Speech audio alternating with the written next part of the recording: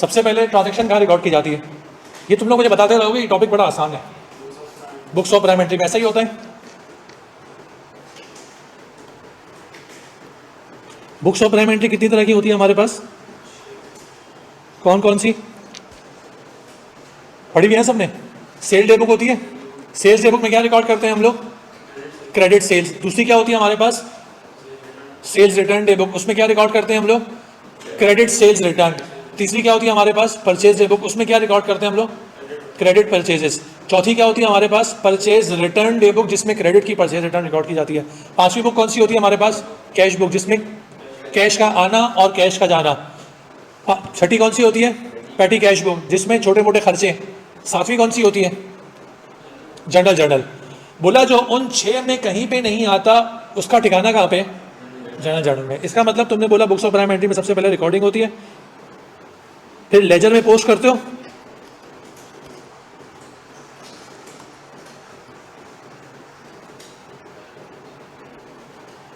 Trial balance बनता है, फिर फाइनेंशियल स्टेटमेंट्स बनती है। ऐसा ही होता है, कोई मसला तो नहीं है यहाँ? तो कोई ऐसी बात जो किसी को नहीं पता हो, अनहोनी कर दी हम लोगों ने?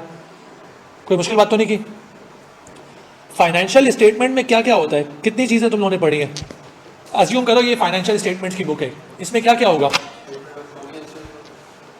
सबसे पहला क्या होता है?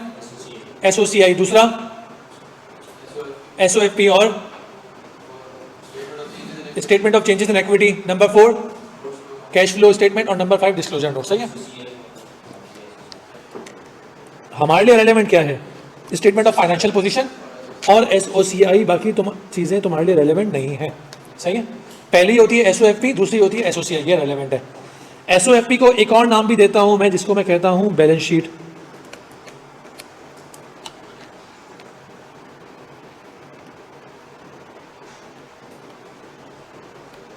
और एसओसीआई का एक और नाम भी है PNL, profit and loss account. कोई मसला? अब अगर मैं तुमसे एक सवाल करूं कि कितने एलिमेंट्स होते हैं अकाउंटिंग में, क्या क्या चीजें होती हैं? 5। जरा बताओ कौन कौन से भाईजान आप? नहीं आगे पीछे बहंगा थोड़ी हूं मैं, उसी को देख रहा हूं। हाँ भाई साहब, बोलो बोलो बोलो। गलत बोलेगा कोई मसला नहीं है, कोई नहीं असला यहाँ पे, कोई पैसे नहीं जा रहे थे। गलत बोलो लेकिन बोलो जरूर। एसेट होता है, एसेट पढ़ा है। दूसरा क्या होता है? लाइबिलिटी। तीसरा कैपिटल। चौथा इनकम। पांचवा expenditure. Statement of financial position में आते हैं हमारे एसेट्स। एसेट कितने तरह के होते हैं मेरे पास? कौन कौन से? करंट और non current. Statement of financial position में हमारे पास आती हैं लाइबिलिटीज। कौन कौन सी? करंट और नॉन करंट, सब एसओएफपी में आ जाएगी। स्टेटमेंट ऑफ फाइनेंशियल पोजीशन में आता है कैपिटल। कैपिटल में सिर्फ कैपिटल आता है या ड्राइंग व्राइंग भी माइनस कर दें हम लोग? सही है, दोनों चीज़ आती है। एसओसीआई बोल लो, पीएनएल बोल लो, एक ही बात है। इसमें आता है इनकम और एक्सपेंसेस। कोई टेंशन यहां तक? किसी को भी कोई मसला? याद रखना, बैंक रिकंसिलिएशन स्टेटमेंट के टॉपिक का ताल्लुक है कैश बुक से। सही है? It has nothing to do with sales day book, sale return day book, purchase day book, purchase return day book, petty cash book और जनरल। इसका कोई ताल्लुक नहीं, सिर्फ और सिर्फ इसका ताल्लुक किससे? कैश बुक से। क्या ये बात याद रहेगी हमें?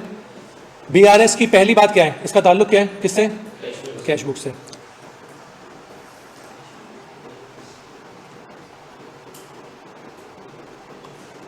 तुम लोगों ने कैश बुक बनाई भी है? कैश बुक बनाई थी ना बुक्स ऑफ प्राइम एंट्री में? अच्छा, कैश बुक में आसान अल्फाज में ये होता है, कैश का आना और कैश का जाना रिकॉर्ड किया जाता है। सही है? कैश बुक में एक होती है रिसीट साइड, एक होती है पेमेंट साइड।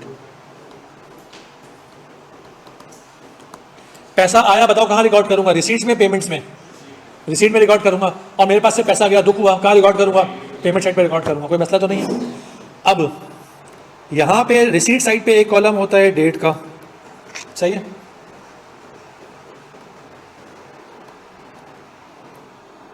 फिर पर्टिकुलर्स का, फिर रेफरेंस का, फिर कैश का और बैंक का। सही है? इसका मतलब कैश बुक में जो हाथ में बंदा पैसे लेके आया है उसका ताल्लुक भी है कैश बुक से, और जो पैसे मेरे बैंक में आके गिरे हैं क्या उसका ताल्लुक भी है कैश बुक से? क्या मसला? कोई मसला तो नहीं है?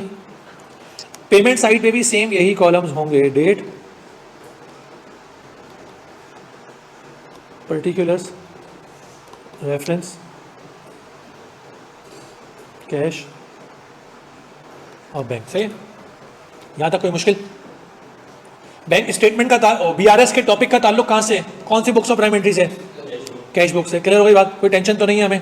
अच्छा, कैश बुक में भी दो तीन चीजें हैं, कैश भी आ रहा है, एक बैंक भी आ रहा है। बताओ बैंक रिकंसिलिएशन के टॉपिक का ताल्लुक कैश वाले कॉलम से है या बैंक वाले कॉलम से है? बैंक वाले कॉलम से होगा। इसका मतलब हमें बीआरएस समझने के लिए कैश बुक समझना बड़ा जरूरी है।